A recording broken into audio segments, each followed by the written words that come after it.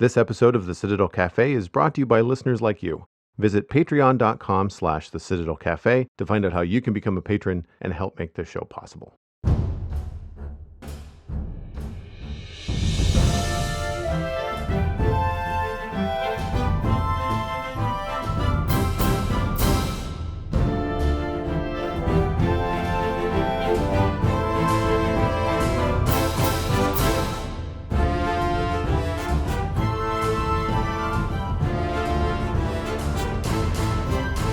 This is the Citadel Cafe, episode number 347 for Wednesday, January 29th. Where did January go? And the year, of course, is 2020. My name is Joel Duggan, and the Citadel Cafe is where my friends and I hang out to talk about the geeky stuff that we are into. Joining me this week is Megan Townsend. You can find her at Megan Townsend on all the social media that matters, including Twitch. Hello, Megan. How are you?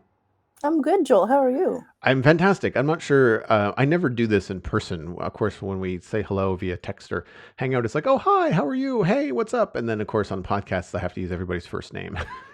Which always just feels really awkward. It feels very formal when I've known you for like 5 or 6 years or something crazy.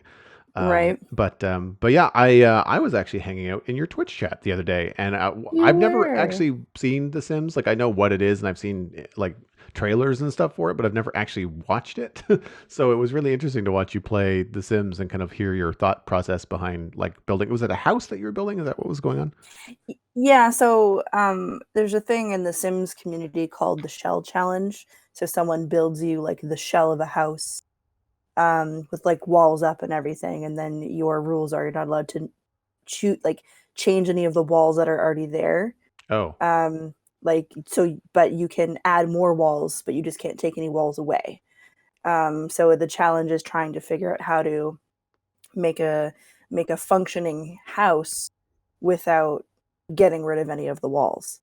And some people like to try and trip you up a little bit by making everything really tiny, or like you can't, you get this random load-bearing post right in the middle or something. Like, I don't know, nothing's load-bearing in The Sims. Like, you can have floating houses all you want. It's all, yeah. It's video game gravity. Yeah. Exactly. Yeah. Video game gravity. So, so my friend Becca is really into Sims, and she just saw this thing called the Shell Challenge, and she asked if I wanted to do a build, and I said yeah, sure. So she built me a shell, and that's what I've been working on. I've been furnishing it. So it was just like the drywall portion, just a block on the ground. And then my responsibility was adding a roof and adding windows and deciding which rooms were what. And then she also showed me the one that she did as well. And it's very interesting how different like the same like shell can become, which is kind of cool. So I'm going to show hers afterwards. Cool. Not everything on hers I have. So there's different packs in like with the Sims. So you have the base game, and then you can get expansion packs and game packs, and like just add extra gameplay elements and building elements and stuff. So she has some of the packs that I don't have. So there's some things in her build that are missing on my screen. But for the most part, yeah, we got everything there. And yeah, it's kind of fun. So the next one I'm gonna make her a tiny home. Like there's a new expansion pack that just got released called Tiny Living, where in order to get the most benefits out of your home, your home can only be a total of 32 tiles. And that can be like stretched over 2 floors, or even just the 1 floor, but 32 tiles is the absolute maximum for what's a micro home. But you get the most benefits, like your gardening. I don't play The Sims. I don't play The Sims as like a simulator game. You play it as a building game. As a building game, yeah. So I like to design houses and furnish houses and things. It kind of lets your interior decorator out. Fun. And it's a good idea if you're if you have like the dimensions of your room and you're trying to figure out how to decorate your room or how to put everything in there. It's actually very helpful. I can imagine. Yeah.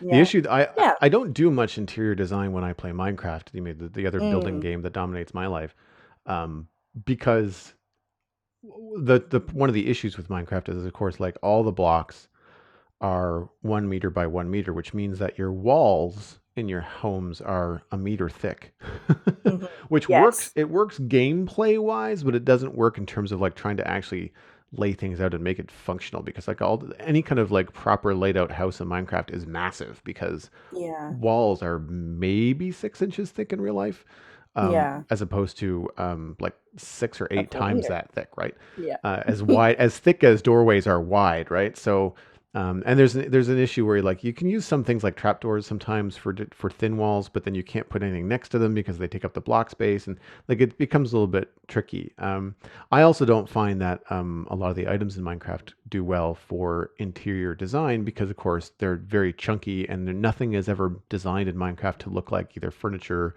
or tables. Like you kind of have to make these things and then use your imagination to like, Yeah. uh, uh, Yeah. a pressure plate on top of a fence post is a common table design, but I mean, it doesn't look like a table.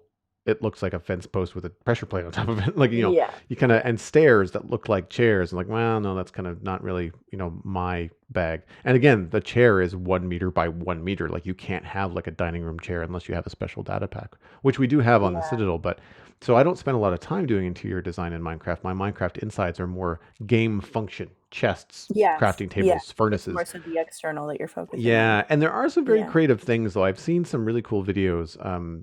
Pixel Riffs, who was on the show last week, he started off his Minecraft YouTube series way, way back, doing like custom special like interior designs, where if you put like a leather helmet on an armor stand and then move it inside of a bookshelf with a piston, it looks like a book kind of laying flat on top of the bookcase. And I was like, okay, Mm. like that's cool.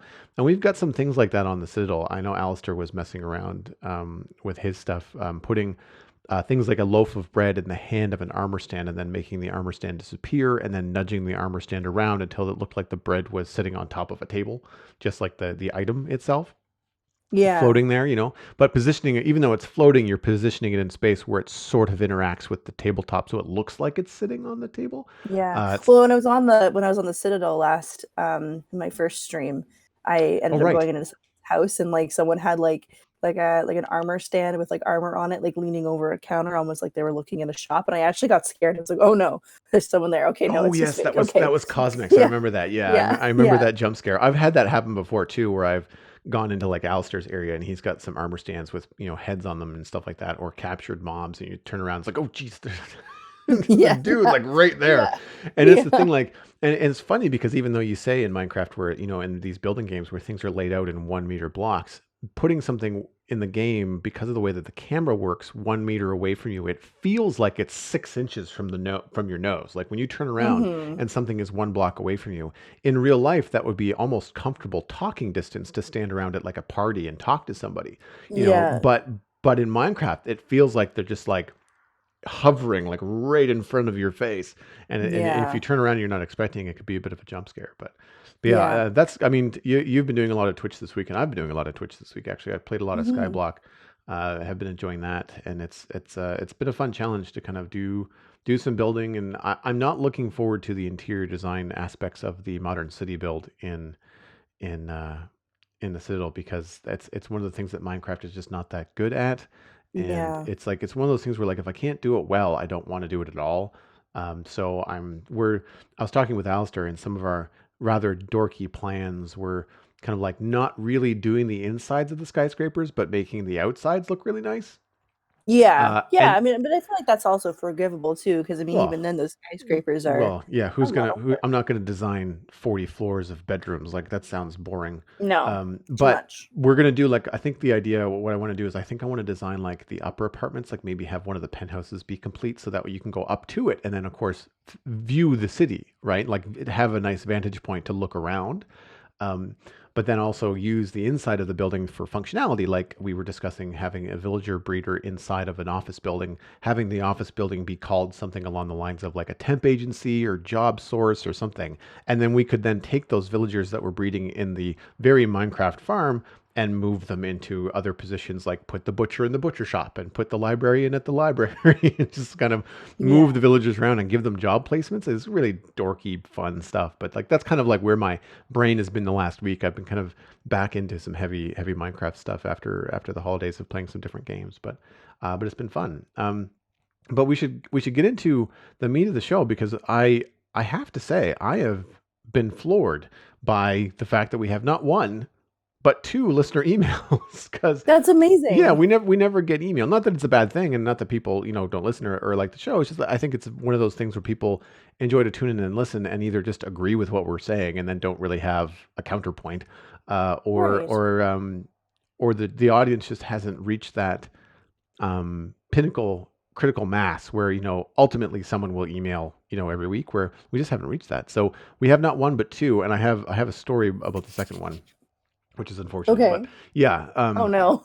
It's not a big. I mean, basically, one of these two emails was sent like back on December 8th, and it got buried in spam. We've been having some issues with the Citadel Cafe at gmail.com being spammed, and so I'm Oh. trying to figure out how to remove the email from the website and just have it on the podcast, so people have to like listen and type it in. Mm, But it's not the easiest thing to do.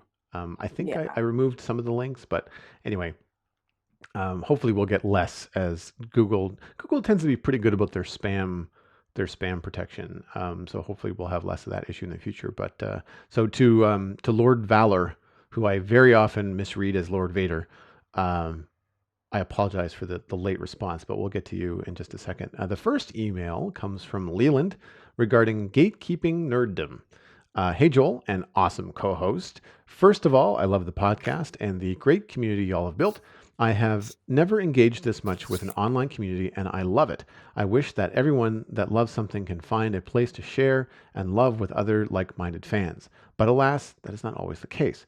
I've heard many horror stories around fandom, especially around Dungeons and Dragons, that someone told me that they weren't true fans because they didn't like X or they didn't do Y. I have personally talked to people about D&D that have told me that they thought it was cool, but then when they went to play it, had a horrible experience. I know this happens with other fandoms as well, and I know it always hurts me. I imagine all the cool stories and art that could have been created but by people with different views and experiences, but because some gatekeepers told them they were having fun the wrong way, all that art is lost. I try my best every day to foster a safe space where people can come and have a great time in these hobbies that I also enjoy, and I feel like y'all do too. Thanks for being inclusive nerds. Leland. Leland, thank you so much for the amazing Thank you so email. much. That's so Yeah, nice of you to say. that's fantastic. I know what you mean though. I have heard of gatekeeping before, and I think I've been really fortunate in the sense that all the communities that I've been part of, that for nerdy communities, have been very inclusive in that respect. And you'll get the one odd person who may be a little bit difficult to deal with, but that's just life. That's just Mm-hmm. communities in general. But I mean, I guess I would say, like, specifically for D&D, um, that, like, there's so many amazing things that can happen in D&D, and you can find so many great people. Like, I play 2 games a week in most cases. I'm not playing any this week, but I usually play 2 games a week with 2 different groups. And it doesn't matter of finding the right people. Like, the first time I ever played D&D, like, ever, um, it was inclusive, but it didn't jive in a way that I really liked. Like, there was just something about it that felt off, and maybe I felt really out of my element, and I didn't know these people as well. So I would say that, if you have people that like to play D&D, and who are interested, and the second time around that we came to playing it, we all were introduced to Critical Role. The group of voice actors who do D&D, Matt Mercer, and Mm-hmm. all those guys. We started watching them, and then we kind of came into, like, hey, maybe we should start our own D&D campaign. And then, so those people who were able to absorb a lot of the elements of, like, what it takes in just constructing a game, kind of took on the role of being a DM, and they sort of, like, structured it from there. And some of us took turns. Like, not everyone just went and, like, I tried DMing once, and I found it wasn't for me. I'm more of, like, I like to absorb the story. I'm going to save my story writing for writing on paper, Right. and not so much in, like a an audible storytelling sense. But um yeah, so this is not really an answer, but I guess finding someone, or finding a group that you can jive with. Like, if you have friends already who are interested, try starting up a game with them.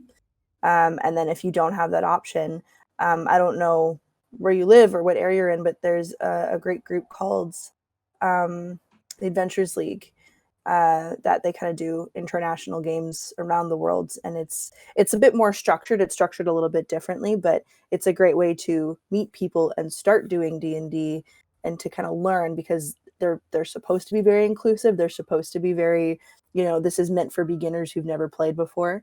And and again, just life, you may not find people who are as inclusive, but the whole point of Adventures League is to be inclusive. And then, maybe from there you can create, like, have a group of friends that you play with frequently, and then foster your own home game that you play on your own time, which is kind of what we did. We had the group that I play on Tuesday nights with now. We used to play on Wednesday nights, and then they started their own D&D stream, and then now we're doing that instead. So it's about finding the people. It may take some time to find your people that you jive and niche with, but it keep going, keep trying. I haven't encountered much gatekeeping in terms of things like Dungeons and Dragons or Star Trek or Star Wars or like the fandoms, Lord of the Rings, that kind of thing. And you can have some people that are like uber fans of Lord of the Rings, read the books like once a year, quote stuff, and can tell you everything that they know about the Silmarillion or Silmarillion. I can't even pronounce it. Silmarillion. I've read the books once. I quite enjoyed them. Don't really have a desire to read them again. I will watch the movies once every couple of years, but for whatever reason, I just don't seem to be pulled back into the literature part of it. But I'm a visual storyteller. Like that's my MO, right? So that's probably why I get pulled into the movies. I find that more often than not, and it's not an intentional thing, but I find when you get into something like Dungeons and Dragons or World of Warcraft, in terms of video games, complicated, huge worlds, very deep, lots of detail, things that people who have been doing it for years might take for granted. Even Minecraft actually can be like this, where it is open and overwhelming. And then the person that comes in is brand new, like squeaky brand new. And the feeling of unwelcome is not intentional, but it's a feeling of overwhelm where there's just so much going on, so much to think about. Like, what can I do? Can I do this? Can I ask that? Like, is this how much RP do I want to do? Like, and I find that with D&D, like it took me a couple of sessions when I was playing to get to know the people. I mean, I knew the people from another venue, but get to know the people and how they were playing the game. I like that it was light RP. I'm not a big RPer, so I don't do silly voices when I play the game. But I'm going to make decisions for the character in a certain way. Like I had a big hulking Dragonborn, I think was the name of the character, or Dragonkin. I can't remember in D&D. Dragonborn. Dragonborn. Yeah. Dragonborn in 5th edition anyway. I'm not sure if it ever changed. I always worry I'm getting confused with D&D and Skyrim because I've not had a lot of experience with both, so it would be very easy for me to interchange, ideas by accident. Right. Anyway, but like I would make decisions, like brute decisions. Like, I mean, I'm there to smash stuff, like that's fun for me, in terms of how I was treating it like I would play a video game, right? Like I would just. Which class were you? That's a really good question. I don't remember all the different classes. Barbarian, fighter, paladin. I might have gone for, it wouldn't have been anything with magic. Either barbarian or fighter. Probably barbarian, because I wouldn't have been a paladin. That sounds appropriate. Because a paladin has like a lot of spiritual stuff. Yes. And I think I would have just gone straight up barbarian, because I know that I had a big sledgehammer. Like that was my one weapon. That sounds like a barb. The only thing that I had that was ranged was, of course, being a dragonkin, I could breathe fire. Yeah. If I rolled correctly. So yeah, there's stuff like that. But I just found that the overwhelming, like there was a couple people that I didn't feel comfortable asking questions, even though I'm sure it was perfectly acceptable to be like, okay, wait a minute, hold on. Joel here, like not the dragon guy, but me, like how does this work? Because you feel like everybody that's been playing along has a certain rhythm. There's only so many hours in the day. Like they want to kind of get through this experience, but you're just like constantly wanting to like, hold the phone. I don't understand. So I was able to kind of like figure out who to sit next to at the table that I could lean over and be just like, hey, what the crap is going on? Can I do this next time? And they're like, oh yeah, that's totally fine. It's like, okay, cool. And then you realize that actually if you start to think about it from an RP perspective, that would be like two characters, having a private conversation around a bonfire, as you camp out and rest for the night, talking about that kind of thing. Like, hey, the next time we engage this kind of thing, I should do this, right? And they're like, yeah, you should totally use that power. Do that next time. It felt a little bit less out of place once I kind of got the courage to kind of ask that kind of stuff. And I've certainly had the reverse experience where I have caught myself not being a very good teacher when it comes to bringing someone into Minecraft, when it comes to bringing someone into World of Warcraft back when I was really involved with it. Um, I find that those kind of experiences and the kind of community that I see around the Citadel Cafe and my personal Discord, which Leland was complimenting me on, us on really, um, is that it's the patience. It's the patience Mm-hmm. and the good teaching. Like okay, wait a minute. Before I start rattling off all this information to you, I'm going to ask a couple of leading questions to find out where you are information wise with like your knowledge of this particular topic. Like, are you uh, someone that understands redstone but are stuck on this one particular thing, or are you someone that is completely green, has a whole basket full of redstone that you've never even placed in the world and have no idea how to use? So that is going to gauge how I'm going to help you with this problem. And I find that also, to put it in some storytelling terms, a lot of the conversations that I see in the Discord, on the server, on the Patreon server, conversations I used to see when I was involved in a guild in World of Warcraft were a lot of yes and instead of no but. So Yes. if someone would Yeah. say like, hey, I'm trying to work on my paladin rotation, the internet tells me I should do it this way, but I don't understand why. And I would get responses from people in the guild that would be just like, okay, so yeah, that's one way to do it. Essentially, what they're trying to do is instead of saying like you should do spell A, B, C, D, E, they said what you should do, or what is general knowledge, is that you need a ranged spell, and then you need a damage over time spell. Now, generally, you want to cast those first, the order of which is up to you. And so it was nice that I wasn't it wasn't given this is the way you should do it. It was like, Yeah. here's the general consensus, but it's an RP game. Like it's an MMO. Like you should play it how you want to play it. If it feels more Exactly. fun to blast something from the sky first, do it first. Like it just, Do it first. as long And as you're okay that's with how that I being play a less lot efficient, too. Right. Yeah. Yeah, no, it's like, again, like with D&D specifically, I've been really fortunate to having good people. I think the only kind of like actual gatekeeping I've had, and I think this is just, the unfortunate, circumstance of being a nerdy woman in a nerd community, is that sometimes you get people talking down to you a lot. Yep. And then I'll come back and I'll, say, but oh, what about this though? And this deep rooted piece of lore that they probably didn't know about. They're like, it doesn't happen very often. That's only really ever happened in like a couple of circumstances. But like, the people I choose to surround myself with in nerdy communities are, well, you and Alistair, and people who, will take time to answer my questions, and who Right. will, if I do have any questions, and then will also listen if I have something to say about something, which I'm, I'm always so appreciative of. But I guess, to to conclude, are we concluding? Yeah. Yeah. We can move on to the Yeah. next one. Yeah, to conclude, I mean, just don't be a dick. be Yeah. nice. Yeah. Be nice to each other. And understand that at one point you were also a beginner. You probably didn't understand it either. Maybe you didn't have as much of a resource at the time that people would have now. And even then, in that note, resources. I mean, YouTube is a great resource for that. Mm-hmm. There's a couple of them called the Crap Guide to D&D, the Animated Spell Book. They kind of go through and explain the intricacies of spells, and you can get more detailed intricacies on the different classes, specifically for 5th edition. And there's a lot of D&D groups. There's like the Dungeon Dudes, who, will help talk through different classes and races and things like that, and like, good configurations. If you just want to like absorb all of it, those were really great resources that I used to learn more. And if that's something you, again, specifically for D&D, if that's something you want to get into more, those are great resources to start with. And maybe that'll help avoid some of the gatekeeping a little Mm-hmm. bit. I mean, like, I don't think people should gatekeep anyway, but No. Yeah, exactly. if it's a fear that I'm going to be gatekeeped because I don't know as much, I guess do some research. And D&D is one of those things where you're never going to know.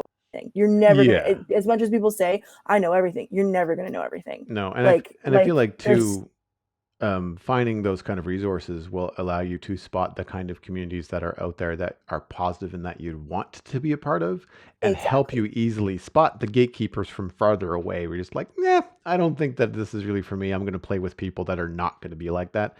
And it's exactly. less about finding the gatekeepers and more about just being able to spot the people that won't be. That Exactly. would be my Yeah, guess. and then finding, finding a group that you jive with, because you can, meet the nicest group of people who don't gatekeep, but maybe just your play styles don't mesh, or maybe they Yeah, have, specific, like I'm not really big into RP myself. Like I am a little bit, but I have to be in the right mood for it.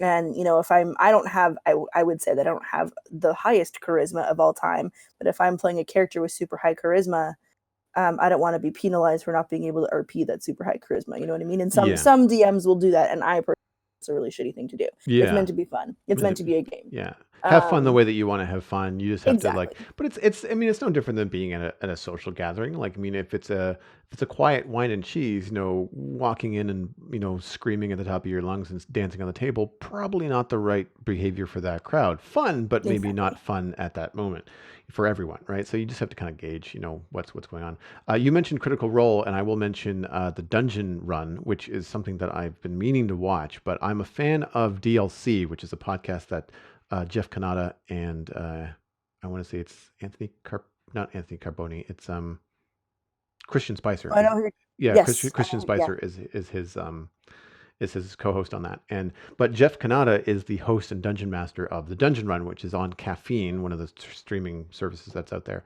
But you can also find it on YouTube. You can find the videos on YouTube. They're roughly about an hour long. And it's him with a bunch of friends doing a television show, which is D&D tabletop stuff. Jeff is a voice actor, TV personality, and podcaster, and just a really articulate and very excited nerdy guy. Like he's passionate about this, and it's not a fake thing. He's really into this kind of stuff. And I keep on meaning to watch the Dungeon Run, but I've listened to enough DLC that I know that it's a good show. If you like watching tabletop Dungeons and Dragons and looking at a group of people that you would probably want to play with, this would be an excellent way to look at that. I know when I started playing Minecraft, I started watching Paul Soares Jr. playing his survival guide, how to survive and thrive. And that's how I learned and felt more comfortable with talking with people that have been playing the game for 8 years, was watching 10 or 12 of these episodes and learning the basics so that I didn't feel completely lost. So that's one of the reasons I want to check out the Dungeon Run, is so I'm not completely lost when I'm talking to friends about Dungeons and Dragons. And I might get this episode number wrong, but in one of the recent podcasts, Jeff suggested that the Dungeon Run episode 28, which I think was recent, is a really good jumping in point, because there's a lot of recap, a lot of wrap up, and then a lot of like springboarding forward from there. So that if you've Yeah. missed the first 28 episodes, you can kind of get caught up in that episode 28 ish kind of space and not be so far behind that you feel like you're Yeah. lost. So I thought that was really kind of a good note to put out there. But we have another email actually that I want to get to. This one comes in from Lord Valor. Hello, Joel. I love the podcast. I've been skipping around episodes, but I have enjoyed all of them nonetheless. I will eventually have many of the recent episodes watched, just like I'm caught up with the Spawn Chunks. I always find it funny when people say they watch podcasts. It makes me realize that they're big YouTube consumers. And we put the Spawn Chunks on YouTube as well. Yes. A few things I wanted to mention. Hopefully, you haven't mentioned them on the podcast, but it's possible since I haven't listened to every episode yet. And this is where I again want to apologize to Lord Valor. This email came in December 8th, so it got lost in spam. So this is why this sounds like a bit of a callback. But Marvel just dropped a teaser trailer for Black Widow, which happened around that week, and I would love to hear your thoughts on it. It seems to give more of Black Widow's backstory, and that makes me wonder if that will prevent people from going to see it in theaters. And I've got a link for the Black Widow teaser trailer here in the notes for people that are wondering. My second point is a question. Where are your thoughts on Disney Plus? Is it worth subscribing along with Netflix subscription, or is it overhyped and something I shouldn't spend my money on? Again, all of this coming in the context of this is a 2-month-old email. So, apologies for being late on this, because at the time Disney Plus would have only been available for like a couple of weeks, right? It was sometimes Yeah. in mid to late November. I think it was around the Thanksgiving holiday in the US that Disney Plus actually became available. So it's, I mean, I still have people asking me about Disney Plus yeah, anyway. Like, exactly. do So you have it? Should I get it? yeah, Yeah. that's the short answer. So we'll start with that. Disney Plus, in my mind, it's $8.99 a month in Canada if you're doing the month to month. If you decide that yes, you're going to subscribe for the whole year, you will save overall. Um, I imagine a lot of households that have young kids where they would be watching a lot of the stuff would just be like, well, whatever, we're going to need this the whole year. We're just going to spend the money now. I am on the camp that once I'm done watching some of the things that I want to watch on Disney Plus, I'm probably going to unsub. And this is the thing that I think that people not necessarily miss the mark on, but forget because of the traditional way that cable and television packages are usually bundled. Streaming services, by design, because people would be very upset if they weren't like this, are very easy to subscribe to and unsubscribe to. I can Mm. cancel Netflix at any point. I can even tell Netflix I'm on vacation for a month, and it'll automatically like kick back in. I can tell Disney Plus I'm done, and it will just cancel my subscription. It will run out on the 17th or 20th or whatever it was that I signed up, and then it will stay there. My user account is still there. I just have to then just reauthorize the credit card to continue whenever I want to spin it back up. So $8.99 a month, it's worth it for The Mandalorian alone. If you like Star Wars. If you like Star Wars, Johnny and I spent half of the show last week talking about how wonderful The Mandalorian is. And if you break that down, it's $1.10, $1.15 per episode of The Mandalorian. And you could get in, watch it in a week, and then be done. So you could basically subscribe, watch The Mandalorian, cancel your sub, enjoy Disney Plus for the rest of the month, and you would have more than your money's worth because Yeah. you have Yeah. all the Star Wars cartoons, you've got all the Star Wars movies, you get most of the Marvel movies. There's a bunch of stuff there that I think people would get a lot out of, and there's more coming.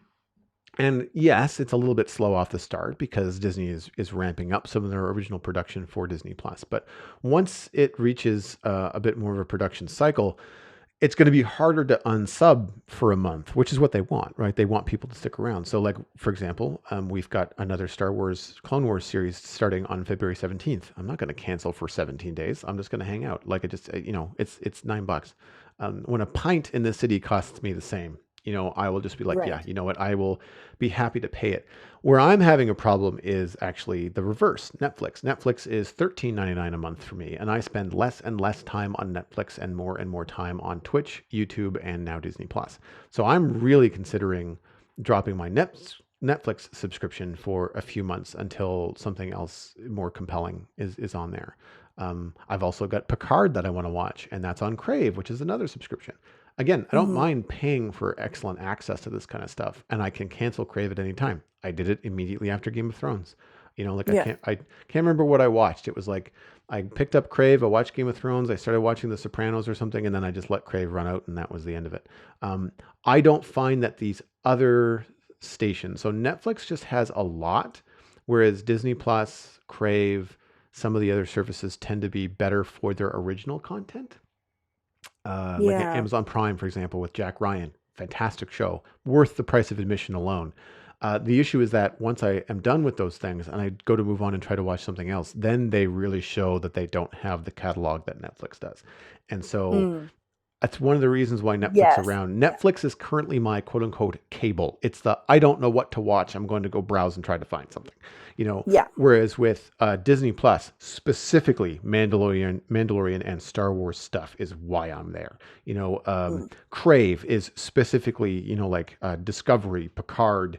When it was on Game of Thrones, like that was the reason to get that. I have no other interests on Crave, which is where you get HBO in Canada. So like stuff like that is I think the thing to look at. And so to answer that question, Lord Valor, I would say 100%. Disney Plus is absolutely worth it, and I would even hazard a guess, like if you can budget it, if you have young people around, then I would even look at doing the full year, like because there's lots of Disney movies and like cartoons, like DuckTales and Gargoyles, and like I mean, it's a huge catalog. It's just that it's aimed at a much younger audience. It's aimed at families, right? Like it's the family friendly of the streaming services right now. So Yeah. Yeah. And then, for my like I'm very much a nostalgic person. Mm-hmm. The first thing that my roommate and I did when we got Disney went through and watched all the Disney princess movies. Like Oh that was the yeah, first thing we did. It's like let's just go through and watch all the they're classic Disney beautiful. films. They're beautiful. And I actually was thinking about getting into Gargoyles again because I remember loving that show when I was a kid. And I remember that being um, a really well crafted show. And I remember like watching an episode maybe about 10 years ago or something, but I was like in my teens anyway. And I was like, whoa, wow, this show kind of dealt with a lot of stuff. Like it had a lot of poignant things that they talked about, which I thought was kind of neat. Yep. So I might try and go back and watch it again. I guess more so just for the nostalgia factor. Yeah, I've been watching some of The Mandalorian, but not much else of the stuff. What do you before we move on quickly? What do you think of the Mandalorian so far? I really like it. I mean, I haven't gotten super deep into it, and I've been every time I've tried to watch it, I've been sick, so I've been like falling asleep in the middle of Mm. episodes. Oh yeah. Um, and But no, so far I really like it. The Baby Yoda puppet just kills me. Oh, Um, hilarious. Yeah. and is the one thing I think it's the first time I've ever felt maternal instinct ever, aside from to animals. Um, like that's I if I could have a baby like that, I would have. Just that I'm kidding, but no, he's very cute. He's got a lot of personality. Everyone's losing their mind about the puppet. I get it. Um, I think I feel a little bit lost because I don't know much about the Mando history. I'm not real super familiar with like Mando lore. Aside from like the little bit I've learned from our friend Florette and just general looking up online and stuff Right. like that. But Hmm. um um do they ever so as someone who doesn't know a lot about Star Wars lore, I feel like subconsciously I know more about Star Trek lore because I grew Sure. up watching Star Trek with my mom, and then Alistair is one of my best friends who I spend a lot of time with, so I hear a lot about Star Trek. Yeah. That's not a bad thing. The Star Trekopedia. Yeah. Yeah, Star Trekopedia is I have one like built into my life. Yep. And I've always liked Star Wars, and I know about the Skywalker saga lore, but anything outside of that lore, I'm a Right. little bit lost on. Yeah. And so, does the Mandalorian explain a little bit more about like the Mando culture and everything? Like, I know that there's like a tribe, and Yeah. they never remove their helmets and stuff, It's and a like slow delivery. Yeah. They okay, where are you in terms of out of 8 episodes? Are you like one, two? ooh, I am like 3 or 4. Okay. I'm So gonna have to go back and watch four. it again because I forget a The lot. four, But the fourth one is when you're just be like, okay, I'm in. Like I am.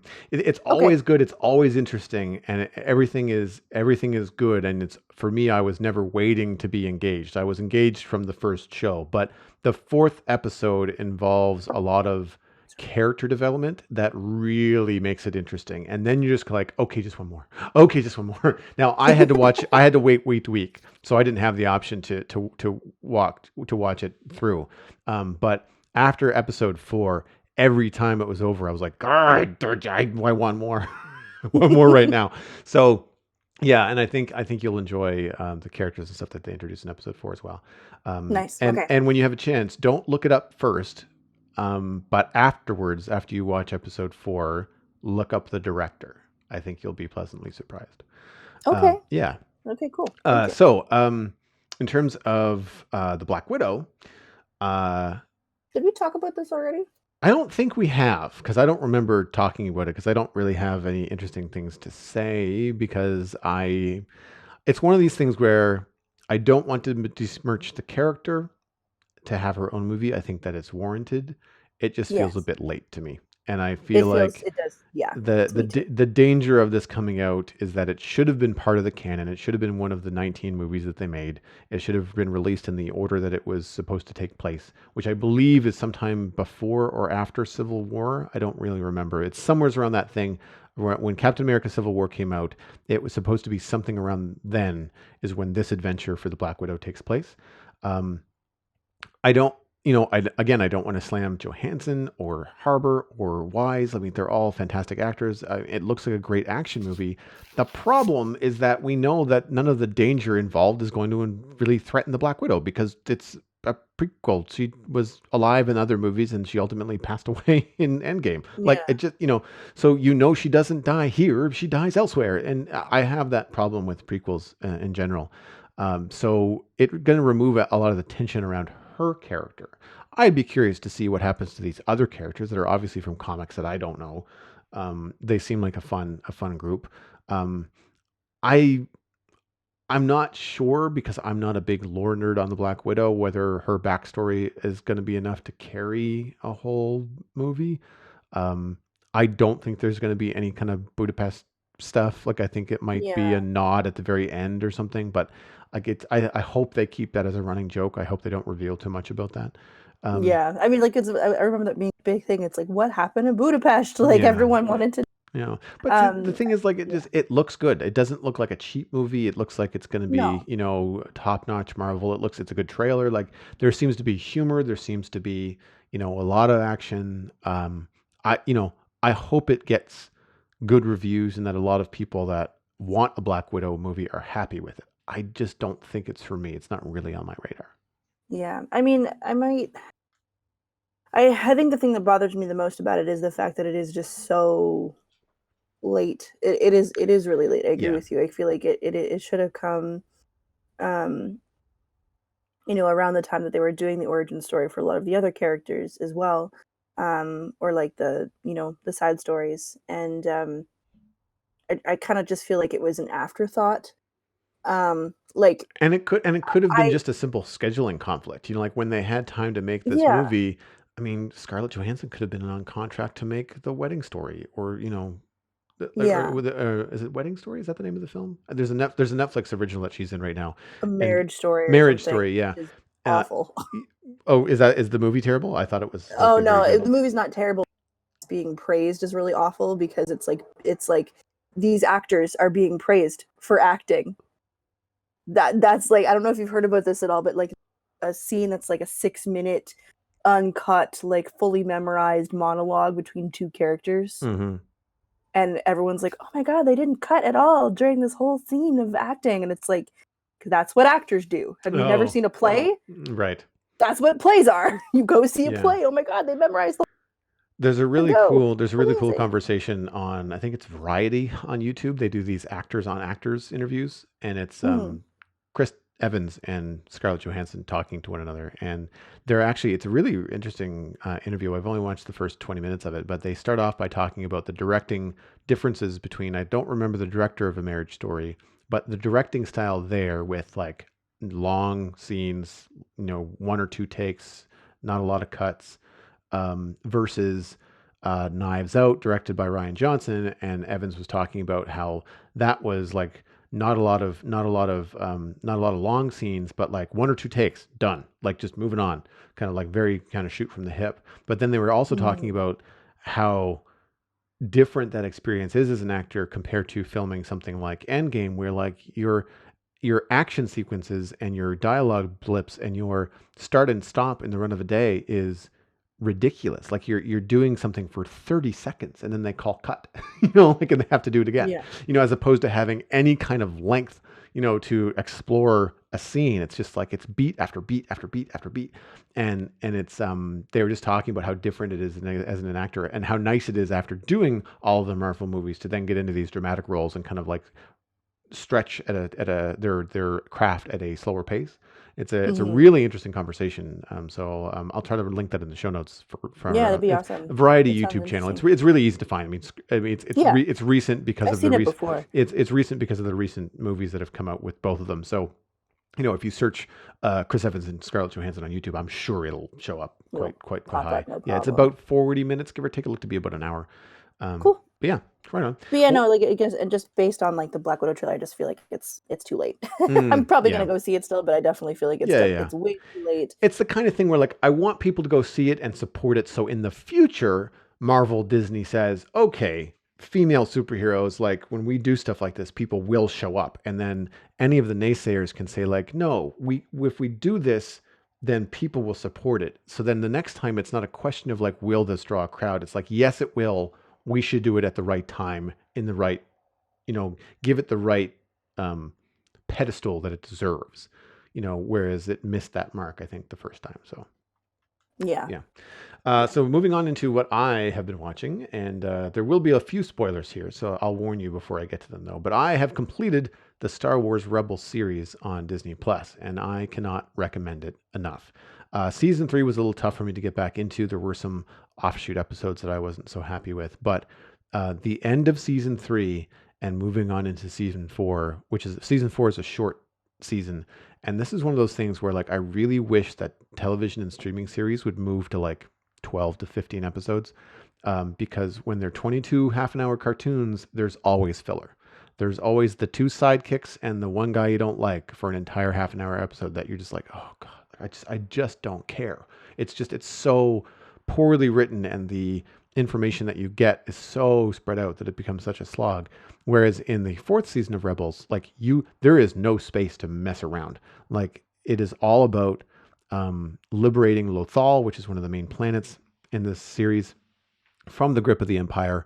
It's the rebels versus Thrawn and his governor, and like it is every minute of season 4 matters in some way in terms of the overall season arc. It's fantastic. I can't recommend it enough. Yeah, I really had a good time with it. It's also later in the series because um, uh, Ezra Bridger, who starts off as a Aladdin aged, kind of preteen in season 1, is now 17, 18. Like he's basically an adult, has learned a lot, is less of a bumbling, I'm saving the day despite all the odds hero to a Jedi. Like he's still a Padawan, but he's got a lightsaber and he can hold his own. Um, he, instead of being goofy and comic relief, he has fun one-liners like buddy cop movies that are funny but also mature, not in their subject matter but mature in their delivery, right? There's still funny light moments, but it really does amp up the drama. Um, it did suffer. It suffers a little bit in terms of being a little bit like the Rise of Skywalker, where something dramatic will happen, like a character death, and we'll feel the real weight of it. Like you'll really feel sad for the characters that are mourning the loss of this, these characters from an event. But then within moments they undo it and reveal, oh no, they hid under a rock or whatever, and everybody's fine. And he's like, no, like these weren't key characters. You could have had this actually happen, and it wouldn't have mattered in terms of like the grand scheme of Star Wars. Like you're not killing off main characters. Like these are people's, cousins or something, or, best friend they grew up with that were just introduced in the last episode. So to have them die a few episodes later would have some weight for that cool character, but then it doesn't matter because they undo it. So that to me was a little bit problematic. However, there are some other characters that don't make it. Spoiler alert, I won't get into who now. And it's heartbreaking. Like it's been a long time since I've been this invested in a cartoon. And it's only been this like last season that really pulled me in.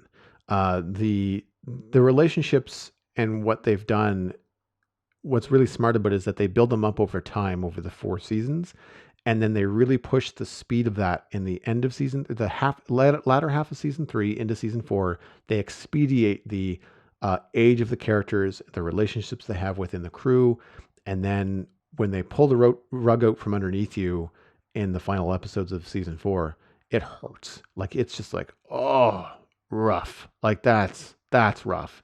And in that particular instance, that there's no retconning it. Like it's one of those things where you're just like, oh gosh. And the voice acting too. I'll get into more specifics once I get into the spoiler section. But like the voice acting too really sells this. Like really sells it. I have a voice crush on Sabine, which I've mentioned before. Yes, yeah. And she's also the character. It's a weird thing. Animators have this funny thing where you get kind of like these heartstring attachments to animated characters, even though they're not real. It just, for whatever reason, the spirit of that character, the presence that they have on screen, whether it's the animation acting, whether it's the voice acting, something just kind of speaks to you. And when something happens and Sabine gets upset, like I have that instinct that I have with my female friends, where like I just want to put on the Superman cape and come to the rescue, like it's that damsel in distress, knight in shining armor complex, that Yeah. comes rushing to the surface when something like that happens with Sabine, and you're like, no, you leave my Sabine alone, Yeah. and that's when you're really invested in the character because of good writing, good acting, all that kind of stuff. And this is a Star Wars cartoon from 2 years ago. So like it's definitely worth checking out in my mind. They also get into some really cool Star Wars lore stuff.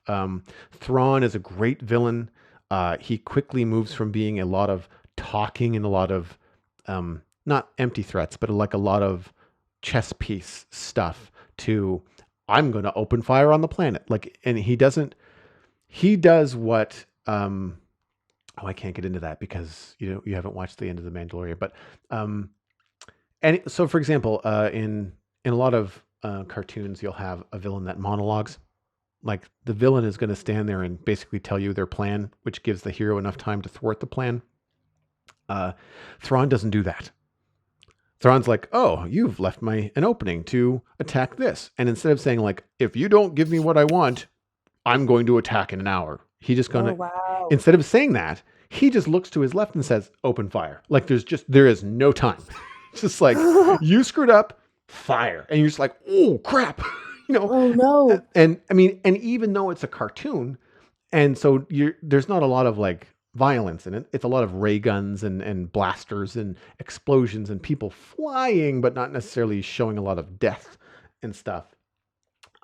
However, like the threat is real. They really they amp it up with like showing a building crumble and hearing people scream.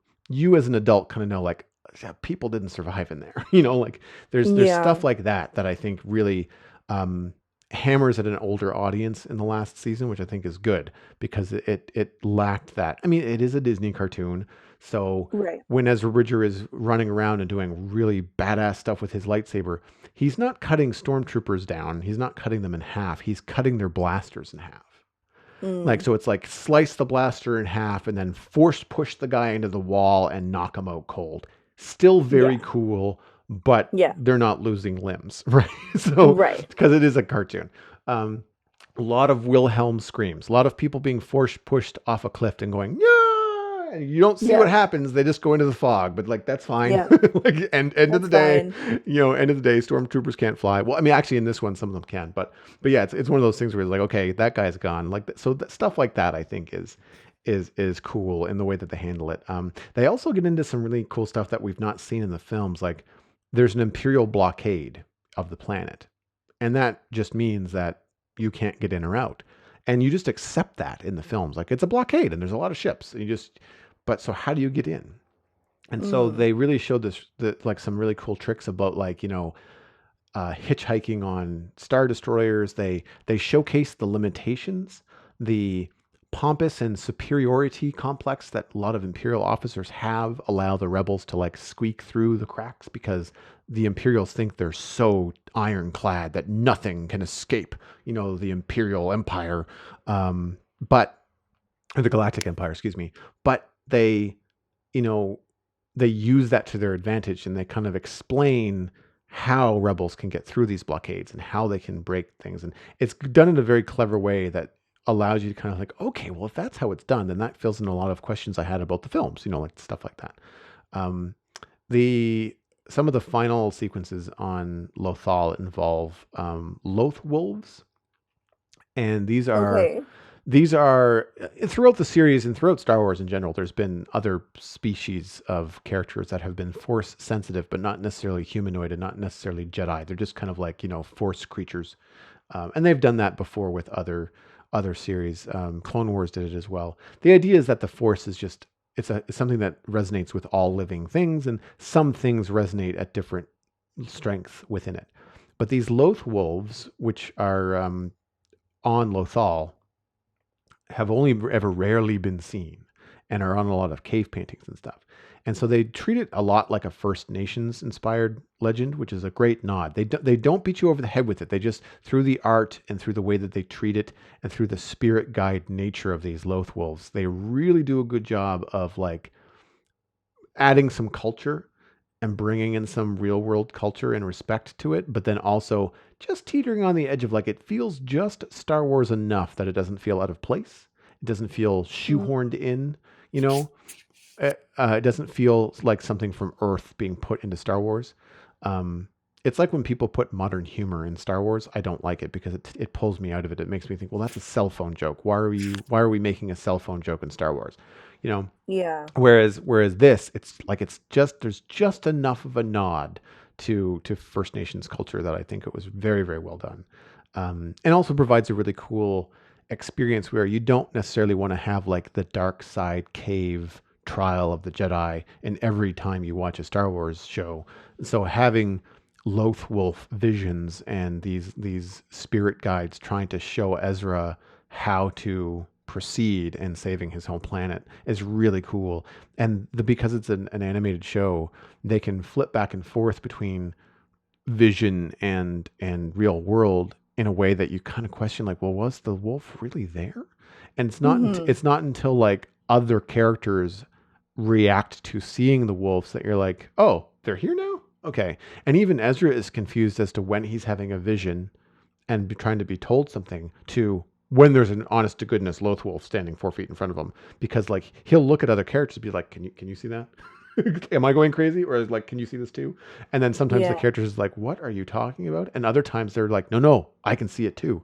And then you know that something important is going to happen. So it becomes really, uh, it becomes something that you cannot have on in the background. Like you have to watch season 4 like attentively because there's a lot of little touches.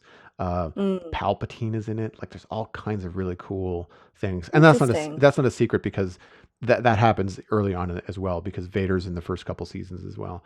Um, the sequences or the timeline, I guess, in Rebels happened just before the Battle of Yavin, which is Episode 4, A New Hope, with like Luke and Leia and the Death Star and all that kind of stuff. Um, so they're only a few years away. And I think the last season is only 1 year before the Battle of Yavin. And how they handle the liberation of Lothal, which is the name of the big battle in this fourth season, it acts as the catalyst that then inspires other planets to stand up against the Galactic Empire. Like because the small band of rebels can liberate Lothal, it inspires that, like we really do have a chance if we all get together and focus. Like if this little band of rebels can do this kind of a punch to the Empire with the help of a couple Jedi, then like what if all of us got together? Like what if we really make the rebellion a rebel alliance? Like it's that push. And there's a lot Hmm. of really cool visual crossover between some stuff early on, like graffiti on the wall and stuff like that you see Sabine doing early seasons ends up, it looks an awful lot like the rebellion symbol, in from the Star Wars films. So like there's a lot of really cool subtle nods that they do. Interesting. Yeah, no, I really liked it. Did you watch any of the Clone Wars or like anything outside of the Star Wars films? You see any of the like I extra remember media? it like being no, not really. I remember it being on TV, but I never really got super into it. Hmm. Um, no, it's part of my problem with the not the my problem, but like probably part of the reason why I don't quite understand the Mandalorian is that I don't know external lore. So Um, one of the things that you do get, and I'm glad you brought that up because I wanted to go back to it, in the Clone Wars and mhm. in the Rebels, Sabine, my favorite character, is a Mandalorian. So you get a Okay. lot of that culture and that background from her, and then you also get it uh, in the Clone Wars. Obi-Wan Kenobi and Anakin Skywalker have to deal with Mandalore a lot because there's a civil war on Mandalore during the Clone Wars, and Okay. Okay. Kenobi has to deal with the, I can't remember her title, but she's the leader. She's the person that's trying to unite Mandalore, and he has to try to help her. She's requested Jedi help, I think is how that works. It's been a long time since I've seen the Clone Wars, but you will get a lot more Mandalorian background. Mm. First, I would say enjoy and finish the Mandalorian because it'll allow you to have some really cool questions. But then, if you're really interested, you could go back and watch Clone Wars and Rebels, and get some really cool Mandalorian lore out of it. Because really, the only places that these things from Mandalore have been explored is in the cartoons. Maybe a couple of books that are no longer canon, but Boba Fett, which is such a big, such a big favorite character, is in the movies for minutes. Like he's not a, not a really important character, um, or at least not given a lot of importance. Whereas in The Mandalorian, of course, and in these other offshoot stories, you get a lot more detail about the background of Mandalore. There's a big moment in Star Wars history called the Siege of Mandalore, and that's when the Empire fights the Mandalorians.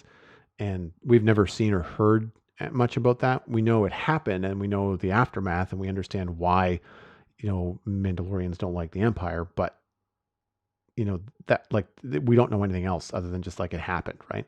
So Right. hearing and seeing those stories would be really cool, especially given the popularity of the Mandalorian now. Um, Hmm. yeah. So I'll have to give it to a watch. People have suggested it to me before, but I'll have to give it a yeah. go. Now, are you okay with a little bit of spoilers on Rebels? Oh yeah. Okay. Yeah, I will probably forget. Okay, so I'll warn everybody now that this does involve some character deaths and some stuff. So if you are watching Rebels at my recommendation, or you haven't caught up and you want to, and you are worried about spoilers, then tune out now, because this involves like some spoilers for the final season. Um, so Kanan Jarrus is the Jedi Master in this series, and he's training Ezra, and he ultimately dies in season 4, and this is one of those poignant moments where Hera Syndulla, the captain of the crew, and Kanan Jarrus are the two oldest. They're kind of the parents. And they have this like under the table kind of like both of us love one another. Neither one of us are going to be able to admit it because we feel like our duty and responsibilities are more important right now. And it takes all 4 seasons for Hera to finally admit that to Kanan that she loves him, and they have like a kiss and blah blah blah. And it's Hmm. very well done. Like it's not at all cheesy. They really do treat it like a kind of like Ross and Rachel on Friends, like that kind of a pining and final like get together sort of thing. Right. And she like in the same episodes that she finally tells him that she loves him, he gets blown up. Oh Like no.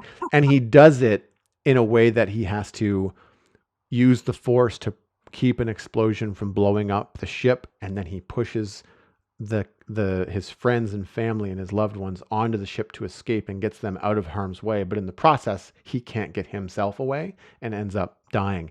And the scream that Hera lets out when she screams out Kanan at that moment, like you can feel your heart being ripped from your chest. Like Mm, talk about voice acting, like it is guttural. Like really for a cartoon, I was just like, oh geez, like that wow. hurt. Um, and there's another moment earlier on in the series, and this is the one that I was talking about earlier that was unfortunate. Sabine Wren used to be an Imperial cadet, and she's very smart, and she was helping them to create a weapon. And she thought she sabotaged it and destroyed it when she escaped the Empire, but it turns out they were able to salvage it and were attempting to rebuild it. And her weapon ultimately gets used in a fight, and a lot of Mandalorians die because of her weapon, including who she thinks her mother and brother. Mm, And she has a rocky relationship with them anyway, and she was just trying to rebuild it. And these are secondary throwaway characters. They're not even really that good. But her reaction to the fact that her weapon design killed her mother and brother was heartbreaking, only to find them wow. come out from behind something like 2 minutes later. And you're like, oh, like it would have been such a cool character building moment. Like you would have had this weight that Sabine would have had to carry around with her for the rest of the show. And they couldn't stick it. I was like, and it wasn't any of those things where like, it doesn't have to be a violent death. Like there was this big explosion mushroom cloud in the distance, and everybody like, oh no, what just happened? And you walk up and there's all these like, armor pieces on the ground. There's a lot of ash floating in the air. Like it's crazy. And Hmm. they could have just stuck to their guns. I wish they had of, because it would have given Sabine that much more hatred for the Empire, and would have given her a lot of regret personally. Like it would have made her a bit more of a well-rounded character. Um, or even if they had just let her believe that her parents died for a couple of episodes, but like it's literally minutes. Like it's just like, oh, darn it. Like it's not even like it doesn't even feel that important. And it almost undermines the incredible voice acting that happens when she's mourning the loss and expressing what she feels for this weapon that she created killing her mother. And it's just like, what? Mm. All this wonderful animation and acting and everything comes together to be just undermined 2 minutes later. We're like, no, no, we're fine. We were under that over there. It's like, oh, son of a really? Anyway, that I found a Wow. real issue. Anyway, in the final episode, which ties everything into the rest of the Star Wars universe in a very cool way, um, it's all narrated by Sabine, and I'm drawing a blank right now on the voice actor. I have IMDb open. It is not Vanessa Marshall is Harrison Dula. Um, Tia Sircar is Sabine Wren. And in an interview I was reading with Sircar, she didn't know about this. They recorded the final episode, all the different stuff that happens, and then they fast forward into the future Okay. and catch up with all the characters in Star Wars Rebels. And so what happens is all of this stuff happens in the liberation of Lothal just before Episode 4, Star Wars: A New Hope. And then they fast Okay. forward to after Return of the Jedi. So now they're in a timeline that is precisely happening at the same time as The Mandalorian, which is really cool. Um, so you get this. Sabine looks different. She looks a little bit older. She's got a different haircut. And then she starts to narrate. And Tia Sircar said that before she left the recording studio, the director pulled her aside and said, "Look, okay, you have to keep this secret, but we're going to do like there's another 5 minutes in this episode and you are going to read this." And she was just like, what? And so in this final sequence, they kind of recap all the different characters. They say Zeb, goes back to his home planet, and Harrison Dula fought in the Battle of Endor, which is the Return of the Jedi. So the Ghost Hmm. and Hera were in the Battle of Endor. And the Ghost shows up in the Rise of Skywalker as well. We don't know who's pilot. Okay. We don't know who's piloting it. It just kind of shows up behind the Falcon. It's kind of a fun fan nod.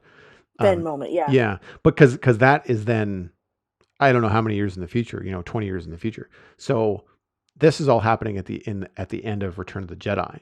But in this process, they also reveal that Ahsoka Tano is alive at the end of the Battle of Endor, and she and Sabine are venturing off into the unknown regions of Star Wars space to try to find Ezra Bridger. Ezra, in the final scene of Rebels, sacrifices himself to save his home planet from Thrawn. He doesn't die, or they don't show him dying, but he uses some force animals because he tends to be really sensitive with like force creatures. So he gets Mm. help from force space whales. I can't even explain it. You'd have to see them to know what I'm talking about. And uses them to jump to hyperspace in a Star Destroyer. And that's the last you see of him. And so he's been missing throughout the entirety of Star Wars, Empire Strikes Back, and Return of the Jedi. And now Ahsoka and Sabine are going on a mission to try and find Ezra to bring him back. So it really it ties everything up, but it leaves things in a cliffhanger in terms of like there could be another series. We could have another Star Wars Rebels like animated series that joins Sabine, Ahsoka, two of the most popular Star Wars characters from these cartoons in their own Oh yeah. in their own series. I've never watched them, but I feel like I know so much about those two Yeah. characters just because of their popularity. Like Yeah. people Oh, talk it's about them all it's the time. fantastic. It's so cool. And of course, everybody looks amazing. And then they also reveal that Hera, when they're talking about Hera, Hera fought in the Battle of Endor and has flown the Ghost for blah blah blah years and stuff like that. Sitting next to her is a young boy, who's her son, fathered by Kanan Jarrus before he died. Okay. But the only way you can do that in a kid's cartoon like this is to fast forward 5 years and just mention verbally that Kanan was his dad, right? Yeah. They barely show them kiss. They can't really get into the nuts and bolts, in a No. kid's cartoon. No. But it's really No. cool because that would suggest that potentially Jason Sandula, which is I think the kid's name, he's half Twi'lek, half human. So he's blue but has no head tails. Or green? I Right. think he's green. Maybe he's green. Because Hera's green. But he could be force sensitive because he's the son of a Jedi, right? So it opens Yeah. up this potential for some new Star Wars Jedi, stories. And anyway, I really thought that they did the 5 years later thing way better than most stories do. I was really, Mm. really kind of like they left the battle of Lothal, and you know that they don't get a little happy bow because that's when the rebellion starts. That's the start of the war. So you don't get the happy bow then. You have to fast forward to after Return of the Jedi, and check it out there. So again, like I thought the series was really really well done. I know Brockett's going to be excited to hear this because he's a huge fan, and has Yeah. been trying to get me to watch it for a long time. And I have to say, like, it's tough as an adult when these series come out because they're always aimed at the 10-year-olds for the first two seasons. And like until you get to season 3 and 4, if the cartoons make it that long, that's when the shows mature to be aimed at 14 and 15-year-olds because the Hmm. audience has grown. And so the show has to grow with them. Clone Wars, same Yeah. thing.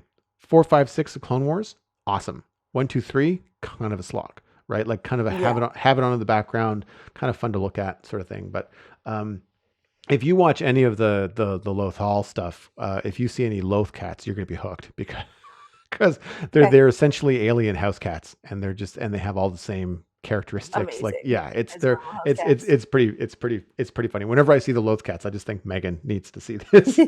Um, but yeah, like I know I've been recommending Rebels for the last couple weeks on the podcast, but like having seen it now in its entirety, I cannot recommend it enough. And even though I've spoiled some things here, going back and watching it and having that emotional connection to the characters as they've written them in the third and fourth seasons, even when you know stuff is coming, it's still going to be heart wrenching. Like it's still going to Right. have the in the same way that the emotional moments in Lord of the Rings still get you, even though you've seen the Mm. movies like 100 times, you still get it.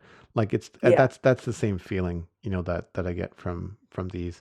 I think they're poignant, and I'm hoping that I'd like to see more Star Wars stories. I just kind of hope that they don't get too caught up in fan service and trying to tie things into current canon. Like everybody loves to have their favorites and there loves to be some nice nods. There's some excellent nods to the original series in Rebels, but I would love to see a prequel series. Now, this is an odd thing for me to say because I'm not a big prequel fan, but Star Wars has a long history before what we Yeah. perceive as the movies and stuff.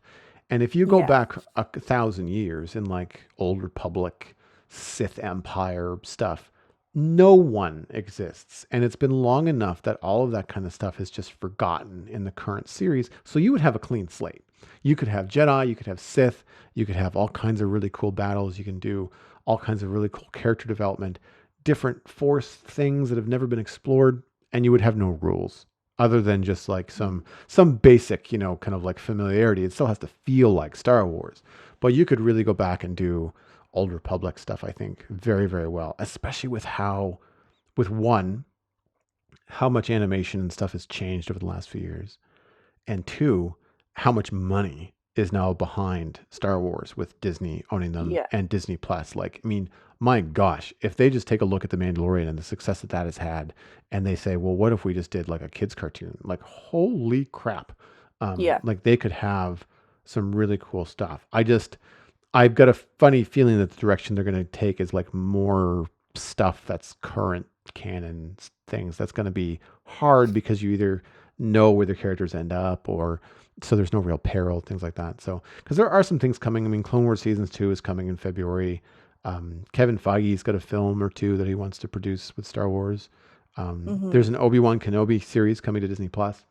Oh, is there? I didn't Yes, know that. That's Ewan cool. McGregor is going to be starring as Obi-Wan, so that's going to be great. Oh, nice. You know what? Actually, I like that. I think he was my Yep. favorite part about the prequels. Yeah, he's my favorite part of the Clone Wars. Kenobi in the Clone Wars is Nice. fantastic. Yeah, he's basically Nice. like the Captain America. Like he's the moral center of it all, and it's really Nice. good. Yeah, and then I didn't realize this, but there's an untitled Cassian Andor series coming to Disney Plus. And if you're like, who's that? Oh, So Cassian Andor, played by Diego Luna in Rogue One, he was the charismatic pilot, like spy guy. And Alan yeah. Alan Tudyk played K2 SO, the droid, which was a huge hit from Rogue One. Yes. Both of those are Yeah. are reprising their roles for an untitled series for Disney Plus. So that could be really cool. Seeing like Star Wars spy espionage stuff would be really really fun. Actually, I'd Cuz be really into that yeah, actually. cuz The Mandalorian is essentially bounty hunter stuff, right? Mhm. That kind of stuff that happens in Star Wars, but we don't always see it.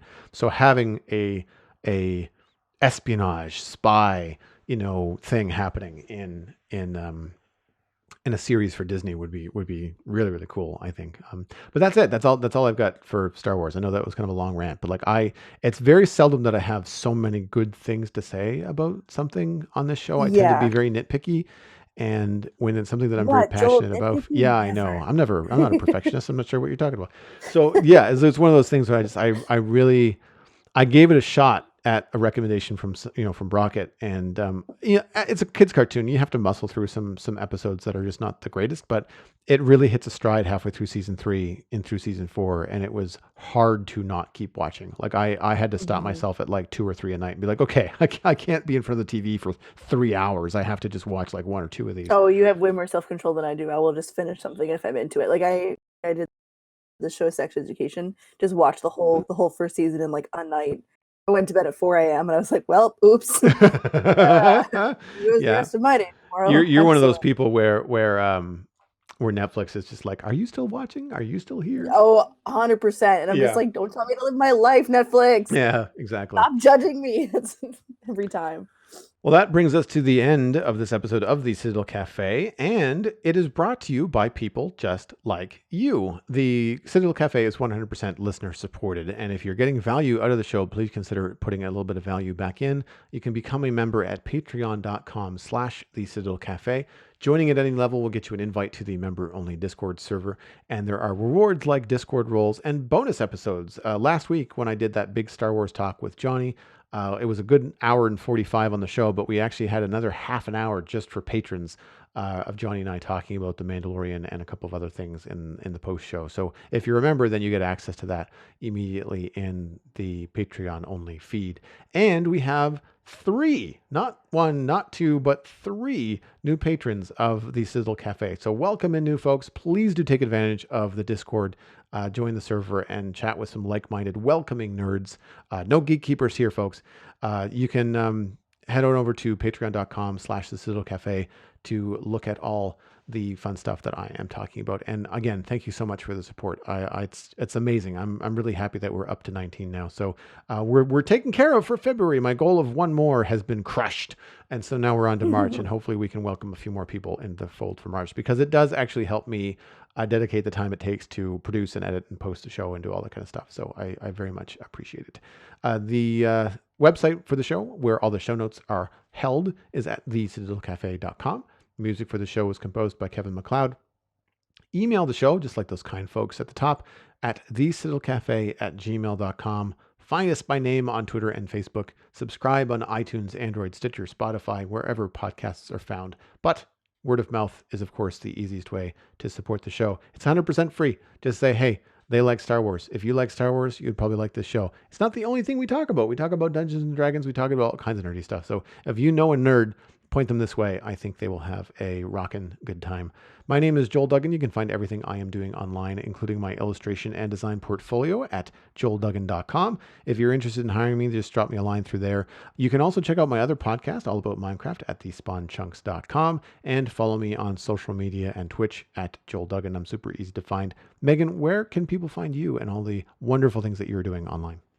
People can find me on Twitter, Instagram, YouTube, and Twitch more often these days at Megan Townsend.